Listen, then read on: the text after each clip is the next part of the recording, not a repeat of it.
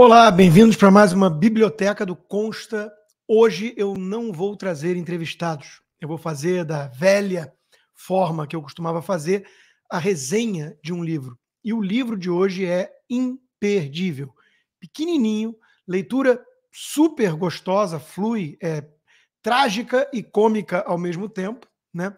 E o mais impressionante de tudo, eu não conhecia. Eu não conhecia. Estou falando de Cenas de um Futuro Socialista, escrito em 1890 pelo parlamentar e jornalista alemão Eugene Richter. É uma distopia sobre a Alemanha que estaria virando, então, socialista, porque esse era o debate da época. E, digamos que quase aconteceu na Rússia, por exemplo, em 1917, a Revolução. E o mais interessante é que o Richter, ele na obra de ficção dele, ele retrata com perfeição o que é um regime socialista na prática. George Orwell, sem tirar nem pôr, só que décadas antes. Revolução dos Bichos, o autor, o narrador, digamos assim, é o Sansão, o cavalo Sansão da Revolução dos Bichos. Ele acredita piamente na Revolução e vai, ao se desenrolar da história, vai se dando conta da cagada que fez, digamos assim. É muito interessante o livro, tá? É uma pena que eu não conhecesse antes, porque é uma das grandes distopias sobre o socialismo. E logo na introdução, o autor da introdução, McKay, escreve: para o entusiasta da liberdade, o verdadeiro liberal, o valioso é a livre experiência do indivíduo e a disciplina que ela ensina. Ou seja, só existe humanidade se você tiver liberdade e arcar com as responsabilidades. Os socialistas queriam retirar isso.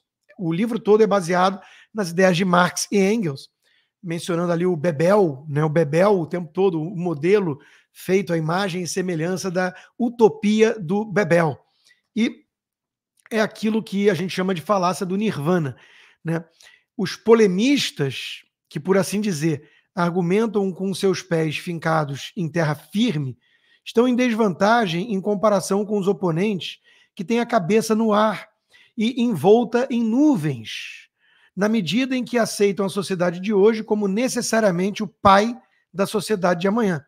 Eles reconhecem os defeitos e desigualdades do sistema existente, que sempre vai ser imperfeito, porque é feito pelos homens, mas o melhor remédio que podem oferecer é reconhecidamente gradual e imperfeito, ou seja, eles são reformistas, os polemistas realistas, os liberais clássicos, como o próprio autor.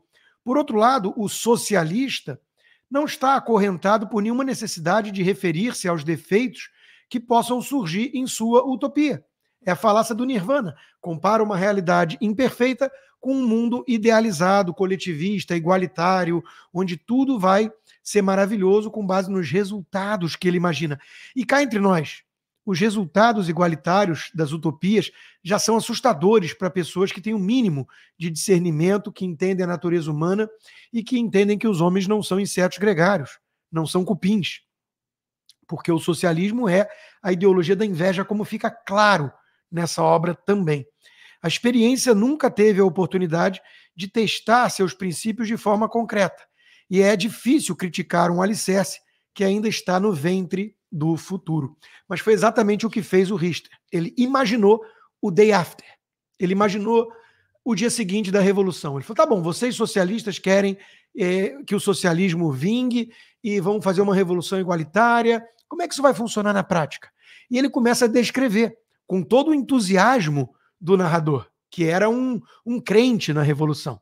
E vai vendo sua família se destruir, tudo que era mais caro para ele ruindo, a família mesmo, a mulher, os filhos, tudo em nome do coletivo. E ele sempre assim, não, mas isso é preciso vencer a resistência do modelo antigo, o egoísmo do antigo homem, né, a inércia, o legado negativo que a gente herdou desse sistema opressor, escravocrata, que é o capitalismo.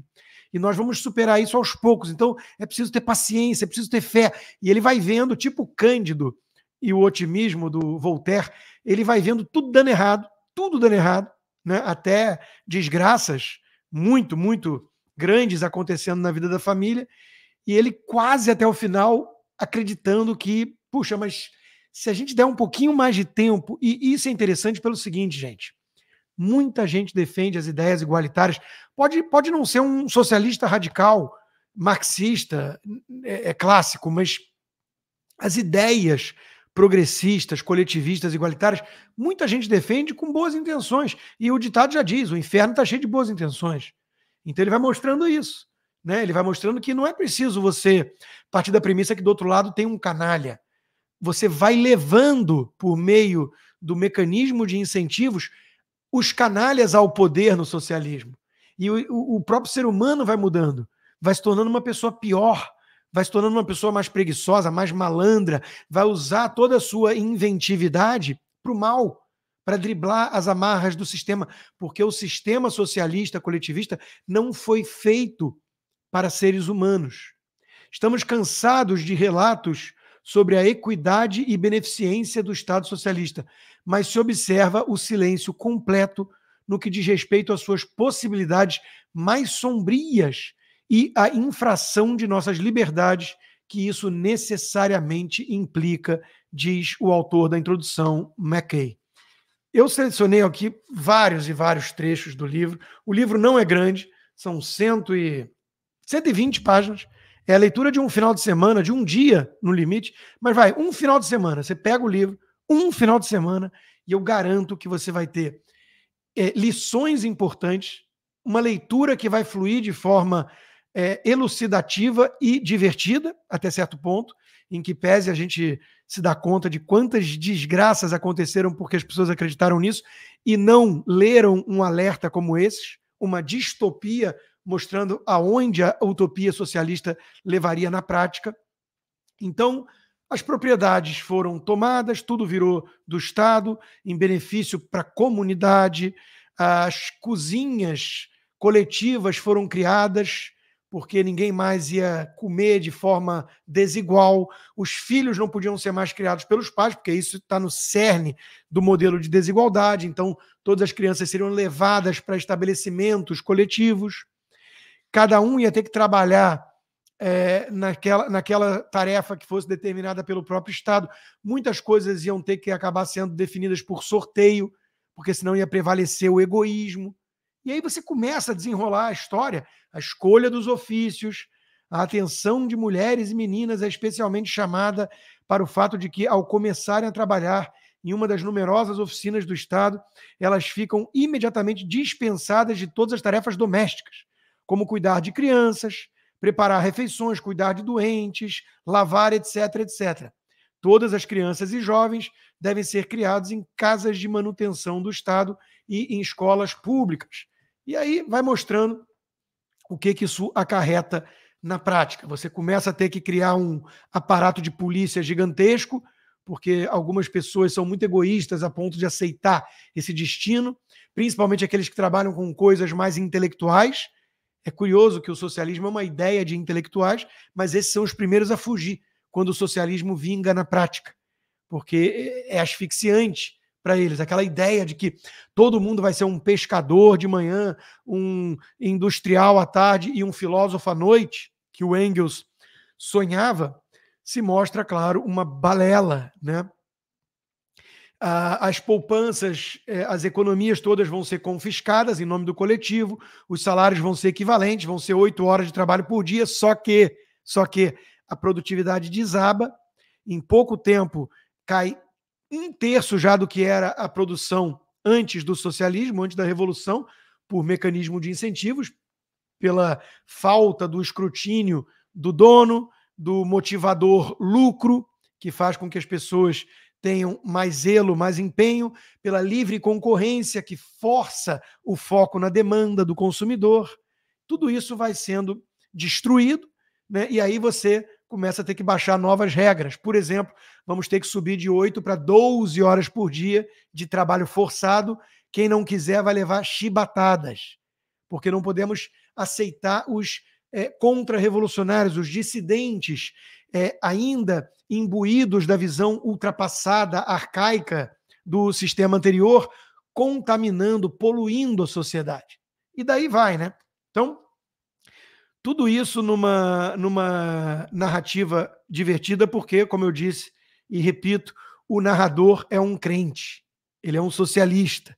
Né? De certo, é preciso estar muito firmemente alicerçado por princípios socialistas, quanto eu, para suportar tais reveses sem desanimar. Ele é o Sansão, ele é o cavalo Sansão. Tudo vai dando errado, ele fala, não, mas é científico o socialismo e nós temos que acreditar na razão. Nós não podemos ser egoístas como esses capitalistas, né? Então, o que são os desejos da minha mulher de estar perto da filha, perto da utopia socialista, do modelo racional que está sendo criado, inspirado em Bebel, né? E por aí vai. É muito engraçado algumas partes, é muito engraçado o livro. O governo reserva a si o direito de direcionar os criminosos para os tipos de trabalho mais desagradáveis, né? São os humanistas peronomútil, porque, afinal de contas, tudo é voltado para o sucesso da empreitada, né? Custe o que custar. Se o indivíduo não está se adequando à utopia, pior para o indivíduo. Esses brutos e grosseirões devem ser chamados à razão. Na verdade, eles fizeram todo o possível para se opor à nacionalização ou, como diz o termo oficial, à comunalização de seus meios privados, de suas posses na forma de acres, casas, gado, criações e coisas do gênero. Pessoas desse tipo poderiam ser deixadas tranquilas onde estão, mas o problema é que isso interferiria muito no vasto esquema de organização da produção. Portanto, não há outra maneira senão obrigar, por pura força, essas cabeças duras a ver o que é vantajoso para eles. Diz para mim se isso não é a premissa de tanto progressista hoje. A ideologia woke é isso. Nós somos ultrapassados, bárbaros, egoístas, e nós não enxergamos a maravilha do progressismo. Então eles vão empurrar a história e nos mostrar o que nós deveríamos enxergar. Como vai ser bom para nós mesmos, se eles tiverem todo o poder para impor a força, ainda que por meio de chibatadas, trabalho forçado, todas as maravilhas que eles idealizaram no conforto de seus escritórios. Um esquema bem digerido de regulação da produção e do consumo e uma distribuição inteligente dos artesãos em cada departamento por todo o Estado são coisas que não podem admitir nenhum individualismo, nenhuma competição, nenhuma independência pessoal ou local. O socialismo nunca pode consentir em fazer coisas pela metade. E todos aplaudiam o chanceler com tal visão. O feminismo também, né? Tem que ter igualdade. Tem um livro, Facial Justice, muito interessante, de um autor britânico, se eu não me engano, Hurtley, alguma coisa assim. E eu já resenhei esse livro há muito tempo atrás. E ele imagina uma sociedade igualitária no que diz respeito à beleza. As pessoas tinham que se submeter a procedimentos para ficarem mais parecidas. Tinha apenas o alfa, beta e o gama. Por quê? Porque o igualitarismo é o grito dos invejosos, dos ressentidos, é o brado dos recalcados e rancorosos. Então, as mulheres também têm que ter igualdade. E aí começa o 1890, o livro, né? Imagina. Ele era parlamentar da época do Império, um liberal. Imagina, né? O cavaleiro chamava a dama para a dança. Mas aí isso estava gerando angústia, porque algumas mulheres feias não estavam sendo convidadas para a dança. Então, óbvio que teve medida nessa direção também. Agora, tinha que ter o sorteio e você tinha que dançar com quem fosse sorteado para impedir o sofrimento daquelas mulheres desiguais, leias feias.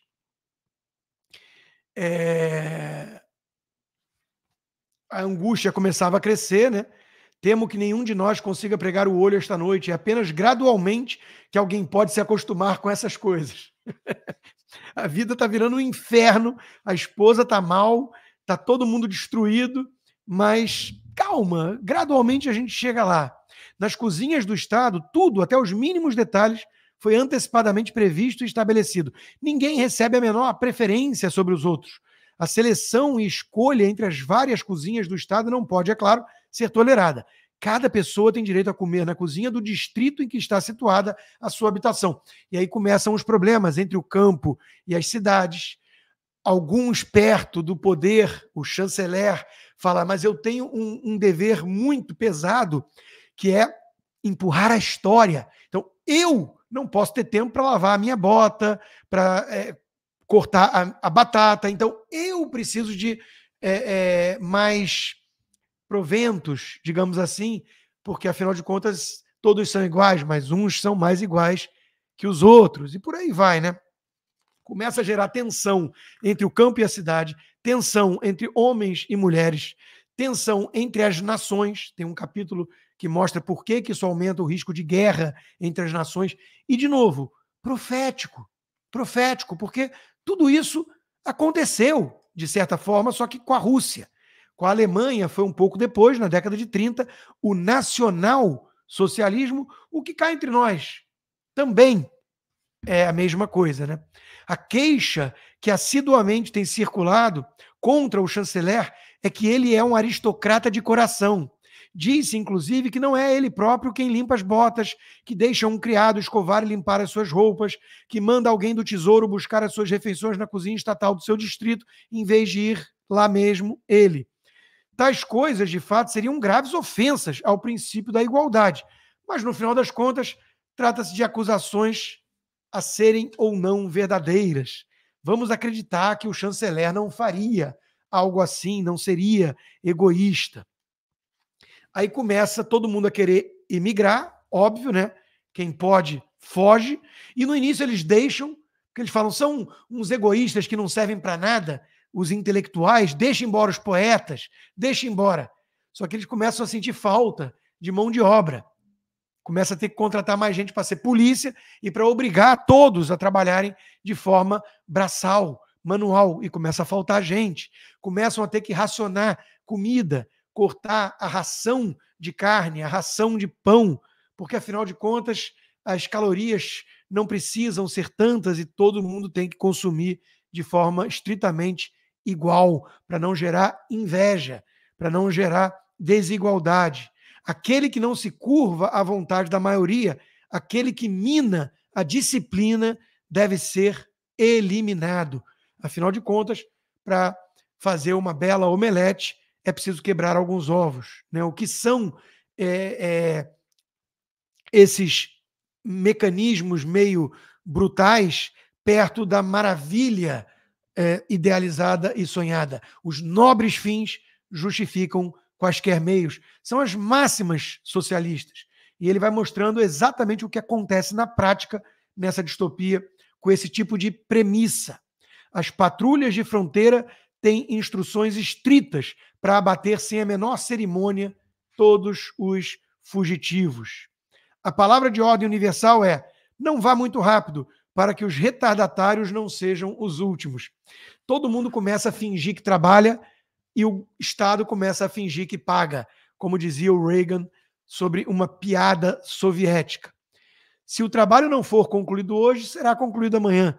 E, afinal de contas, o supervisor também quer ficar nas graças dos trabalhadores, porque os trabalhadores passam a escolher o supervisor. Então, digamos assim, é um conluio em prol da preguiça e da improdutividade.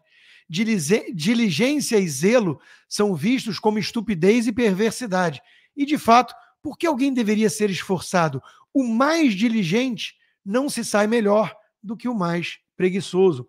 Eu tenho um texto chamado A Fábrica da Inveja, com base no discurso de John Galt, do livro A Revolta de Atlas, de Ayn Rand, que versa exatamente sobre isso. Bebel nos prometeu uma jornada de 4 horas e não 8. A comunidade é um negócio grande. Devo trabalhar e me escravizar pelos 50 milhões, enquanto os outros 49.999.999 pegam leve? É como diz o filme Formiguinhas, na voz do Woody Allen. É duro ser o irmão do meio de uma família de 5 milhões. O que eu poderia comprar para mim mesmo com essa 50ª milionésima parte, fruto de minha diligência adicional, supondo que eu realmente a recuperasse. Aliás, no final do livro, tem o liberal, que cita esse tal de Eugene Richter. Aí todo mundo grita, né? A turma dos socialistas grita, é um fascista, odeia socialistas, que é o próprio autor, claro. Ele bota na boca do liberal o discurso exemplar, à la John Galt, de por que tudo está dando errado e o que é preciso fazer para reverter o quadro. Óbvio, é preciso abraçar o liberalismo, o capitalismo, tudo aquilo que os socialistas odeiam. Família destruída, renda destruída, liberdades para cucuia, os teatros monótonos sem graça, taxa de suicídio aumentando, a vida infernal, os jovens pensando em se matar ou fugir, como um deles faz na família, sem spoiler, né? Tudo com base em sorteio e, claro, começa o red carpet. Aqueles que estão mais próximos do processo decisório do próprio chanceler começam a vender facilidades ilegais por fora, começam a criar desigualdade dentro do sistema estritamente igualitário, porque o ser humano é desigual e vai usar sempre, sempre a sua energia para tentar buscar o que é melhor para si e para os seus. É um axioma da natureza humana, digamos assim, ignorada pelos socialistas. Estou me aproximando do fim do livro já, não quero ler o livro inteiro para vocês. Em suma, a esperança de que o advento do socialismo em todos os lugares fosse sinônimo do reino da paz eterna entre as nações estava tão longe de se concretizar que o exato oposto ameaçava uma guerra mundial.